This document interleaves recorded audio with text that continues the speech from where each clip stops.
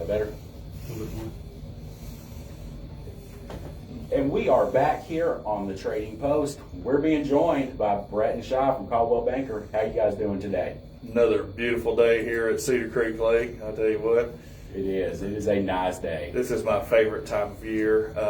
I haven't had very many minutes, but when I have, I've been trying to get out there and enjoy every bit of sunshine and gardening that I can lately. Yeah, because you are a gardener.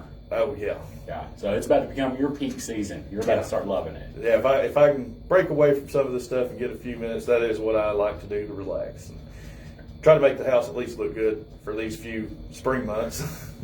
The 2 months we have, yeah. What do you recommend for people that are looking to spruce up their house this spring, to either just for the fun of it, or especially if you're getting your house on the market, wanting to give a bit of street appeal, give it a little bit of pop, but you're not wanting to go hog wild on the budget. You want a few things that are going to be hardy, simple to put out, simple to maintain, but give a nice fresh appearance. What are some good flowers or plants that you'd recommend for that? Yeah, if you're looking to get your house on the market right now, excuse me, you may not want to get into stuff that's going to take you a long growing season. Certain vegetables, your squashes and things like that, in this market, you may not be around at the house long enough to fully enjoy those coming in. They'll look good for a couple months, maybe help spruce up a flower bed. Other trees, sometimes putting out a little tree could bring some appeal to a flower bed as well. But you want to get one, make sure it's good leaf, make sure that check the pot out, make sure the roots are not pot bound in there. That means that they're just on top of each other, circling around in the pot, which can help choke the plant out as well. But when you're buying trees, you probably don't want to spend too much money on one of them as well. Once again, you may not be around for 30 years if you're looking to sell your house to enjoy it becoming a big shade tree. So with trees, you probably want to just look at the trees you've got, either get your tools out or get a good lawn crew out there to do some trimming, some sprucing up on the trees, things like that. Yeah, raising up the canopy, thinning out some of the branches to allow the light to penetrate into the middle where the trunk of the tree is will allow them to bloom and leaf out a lot better, make a better appearance. That's another cheaper option. Yeah, and especially with trees that are near a house, a lot of times we see just limbs that haven't been groomed back are touching or are very close to the roof, to the shingles or to the metal roof. And for inspectors and appraisers, that causes a problem a lot of times. So getting those little limbs trimmed back from the actual roofing material will help you out when it comes time for inspection and appraisal. You can do that and keep from damaging your roof as well. And as far as other plants, if you're looking to sell, I would go for color. I would be looking for flowers right now, stuff like petunias. Easy to grow. They don't last a tremendous amount of time as far as their flowering. They usually will come back every year if you take care of them. But just go to your local nursery or hardware store, usually have them around here, and look for something that's blooming right now. Put the color in the bed today. Usually these cheap flowering plants that you can see that are flowering right now, they're going to be one of the cheapest plants you can get at the nursery. And so even if you need to change them out 2 or 3 weeks from now out there to add some color on the walkway up to the house, that's one of the simplest things you can do. And then mulching is a big thing. Mulching is a big thing. Mulching actually, it helps your plants. It actually helps your foundation too, keeping the moisture in there. But there is also a way of adding color and style with mulching. Yeah, there's lots of different colored mulches these days that could really make a garden pop. And another thing, a deep mulching method is what some of the people talk about. Putting a thick layer can help keep the weeds down, save you some time from having to get out there and pulling all those weeds all season in the flower bed. And one of the things you're doing right now is you're taking the leaves from around the house and you're using the leaves that have fallen off the tree as the mulch base, and then topping that with like the red cedar mulch for the color and the top layer. So you're not having to fill the whole mulch layer with bags of like red cedar mulch. You build a base and then you color the top. Right, and the leaves break down a lot faster, help promote, moisture control, weed control, and give, while they're breaking down, the plants a good place to collect nutrients from there as well. But like you said, it saves some money on mulch. And then when you go to buy your mulch, you'll notice a lot of times the colored stuff costs a little bit more than your plain brown mulches. And so if you're needing to fill up an area, a lot of times you can look for the cheaper mulches to fill with a little color on top will help save your budget and some too. And these are things you can do that, if I'm selling a house, these are things I look at before I get into full-blown remodels, because not every house needs a remodel or an update. A lot of houses just need some sweat equity.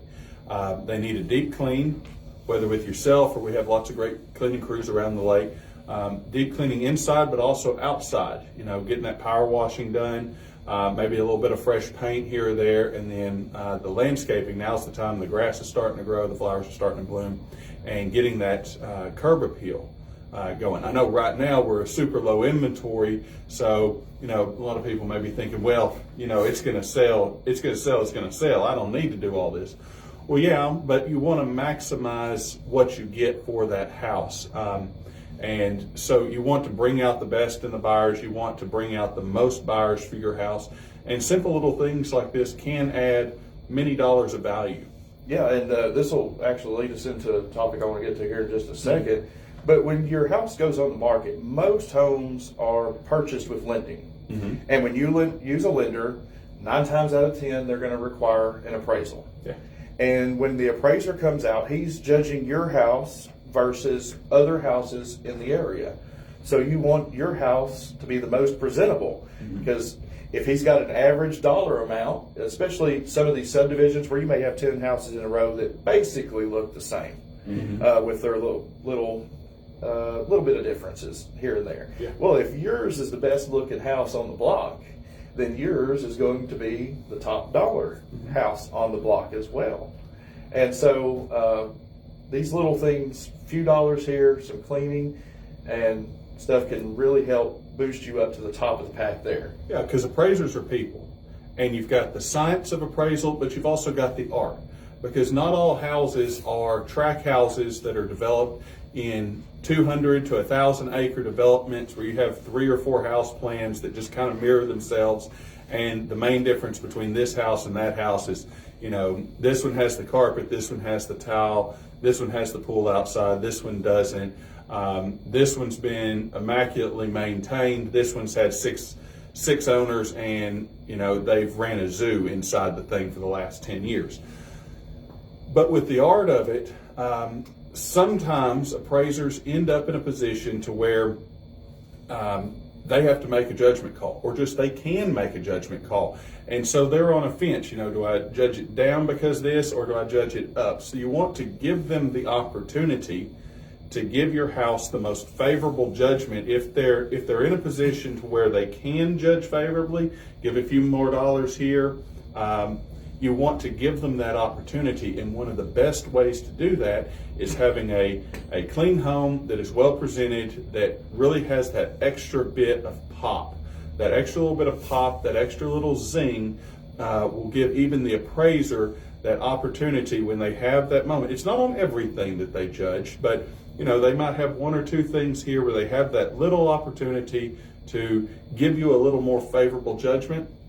So, help their hand a little bit. Give them that little bit of zing. Yeah, and last time we were here, we had a county appraiser in. And the appraisers we're talking about right now, they do basically the same job, but one works for the county for the tax collection on your house of your property taxes every year.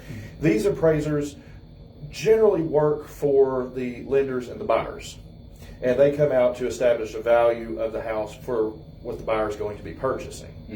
And so we had a guy call in to the show just a few minutes before we got here. Yeah, we've had 2 people call in asking about appraising. Yeah, they were asking about appraising because they have a property right now, and this is a great question some people don't think of.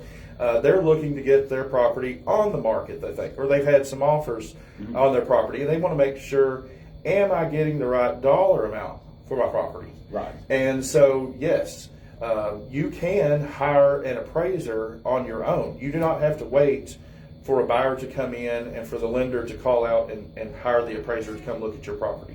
You can proactively, as a seller, hire an appraiser to come view your property, to give it a valuation of what they think the home could get in this market, which is something similar to what we do with our market analysis.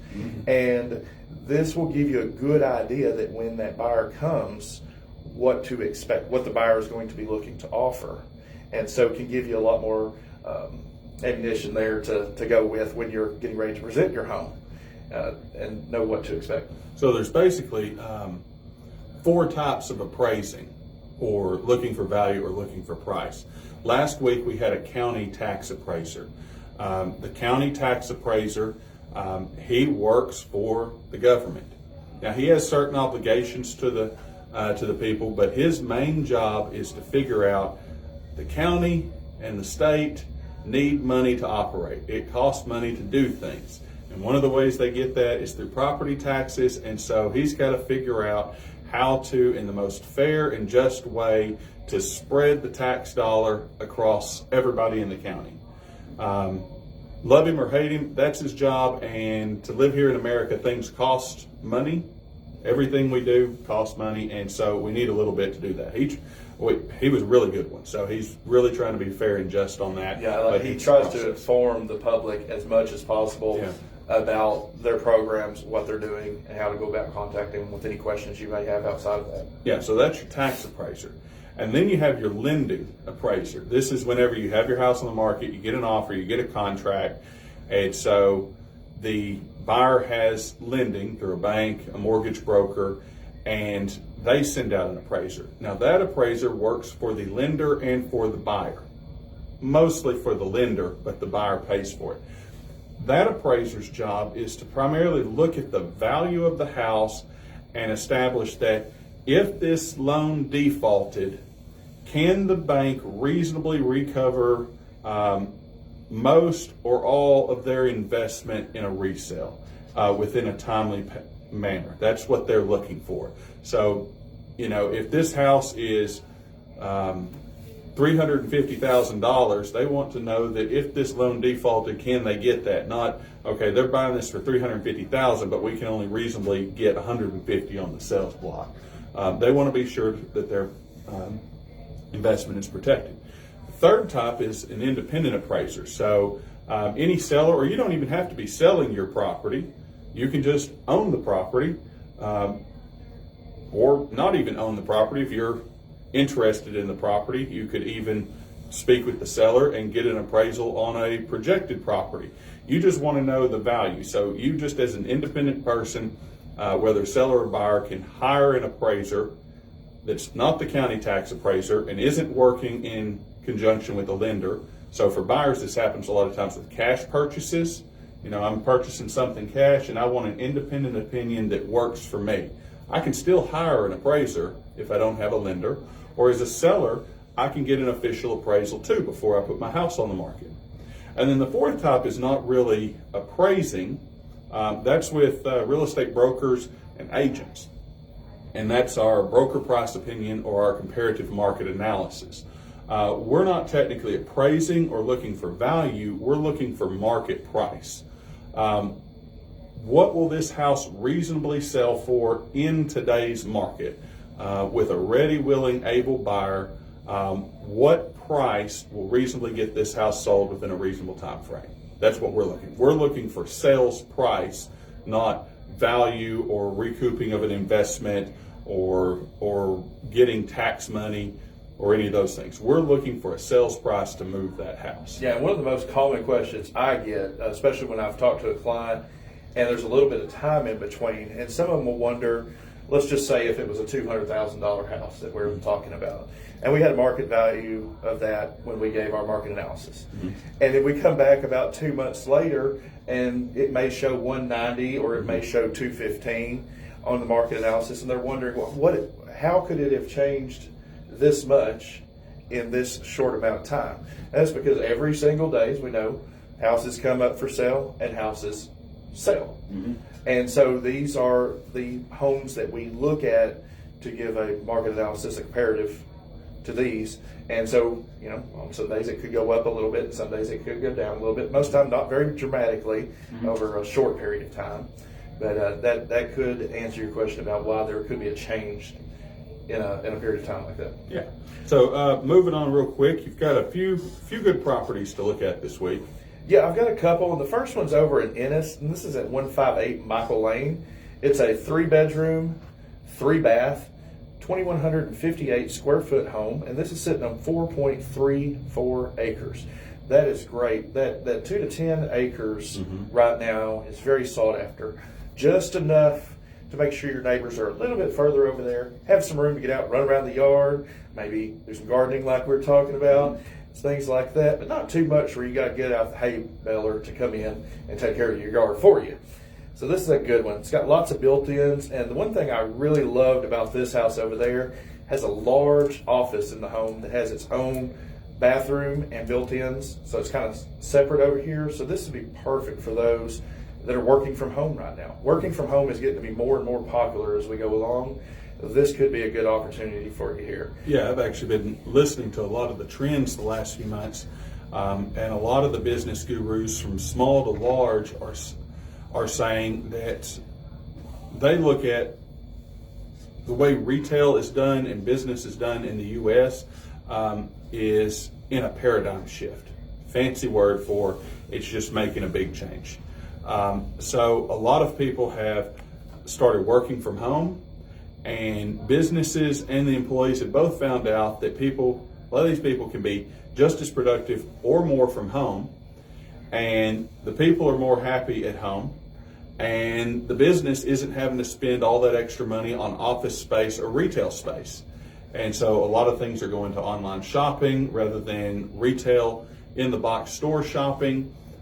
So people can be working at home and filling those orders and doing all that computer and paperwork and sending it to the shipping center and never have to have a store that's open per se. So all that to say, looking for comfortable places to work from home is becoming a big commodity in the real estate world. Having a place where you stretch your leg, you're not just coming home to a postage stamp type thing where you're not turning your house into just a cubicle type of thing. That 2 to 10 acres is very nice because it gives you something to look out at. You can stretch your legs in the middle of the day, sit out on the patio and do your work. These are becoming hot commodities in the real estate market. Right, and it's kind of an interesting thing. We do a lot of working from home as well. Yeah. We work usually from other people's homes when we come out to sell or to list them as well. But one thing good about Coldwell Banker over there in Gun Barrel City is we do own our own building, so we're not looking to go anywhere for a long time. We're not going anywhere. Yeah, it's very conveniently located there in Gun Barrel City at 600 West Main. So if anybody does need to pop in for some questions, you can find us real easy there in Gun Barrel. Yeah, so this is really nice that if you have to work from home, a 4.34 acre cubicle makes the cubicle a lot nicer. Yeah.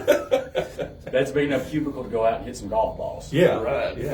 Yeah. So how much for a 4.34 acre cubicle? This one is $425,000 today. That's a good price. That's over 2,000 square feet, 3-bedroom and 3-bath. 3-bath is a big thing right now, especially with families.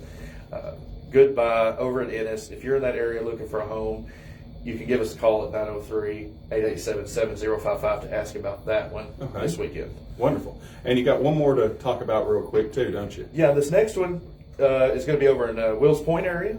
This is at 572 Van Zandt County Road 3411. So if you're in the Van Zandt County area, this is the county where we had our appraiser in from the other day. This is a large home, 6 bedrooms, 3 baths, 2,727 square feet. Okay. Sitting on 19.12 acres. Woo, that's a big cubicle. Big cubicle. This is a working farm currently, so it is fenced and cross-fenced out there. So you got several different kinds of animals. You got a place for them to go. It's got 2 barns. One of them has a chicken coop in the barn, and it also has a separate big chicken coop area as well. And all of these have electric going to them already, so that's great. 3 ponds on this property. The roof is only 3 years old, so you should get a lot of life out of that one, new roof. And an electric gated entry, so you can seclude yourself off on this property. That electric gate, that is so nice whenever you come home and it's raining or it's snowing or it's or it's 2,000 degrees out in the middle of August, and for whatever reason, you just don't feel like getting out of that truck and opening that gate. It's been a long day, and you need a little help getting on up the driveway. Mm-hmm. And so this is a good property for $559,000 today over in Wills Point. $559 for a 6-bedroom house on nearly 20 acres. On nearly 20 acres. Yeah, these two, it is hard to find a property on acreage right now, and these are two excellent ones. Yeah. So if you're looking for a home that's ready to go, you don't have to wait on the build process, that's sitting on acreage. These are two wonderful properties. What was the first address, real quick? 158 Michael Lane. I hope I'm saying that correct. It's Mikel. Okay. And that's going to be in Ennis. And the second one is at 572 Van Zandt County Road, 3411 over in Wills Point. Okay, and if they wanted to take a look at one of these properties or get their home on the market, how do they get a hold of our office? You can give our office a call at 903-887-7055. Or if they wanted to give you a call this weekend, how do they get a hold of you, Brett? It's at 903-340-6301. Or I'm Shy at 903-340-6159. Okay, you are going to be back next week? Yes, we are. Next week? Hey, I think y'all Stone's might here have- next week. Yeah, and y'all might have a guest next week? Yeah, I think so. Coming up pretty soon, we're going to have Ruby from the City Creek Library over there. She's going to talk about there's a benefit for the library. They were trying to have it this past year. They had to reschedule it. It's coming up very soon, beginning of May. And this is going to be at the Athens Country Club over there. And it's going to be a wonderful event. She's going to be here to give us all the details about that and about some of the other things that the library helps with, such as the literacy programs and things like that as well. Awesome. Cannot wait for that one. But y'all have a good weekend. Try to enjoy this beautiful weather. Oh, any second we can. Okay, well, we'll be back with more Trading Post. Thank you, Brett and Shy, for coming in. We'll be back right after this.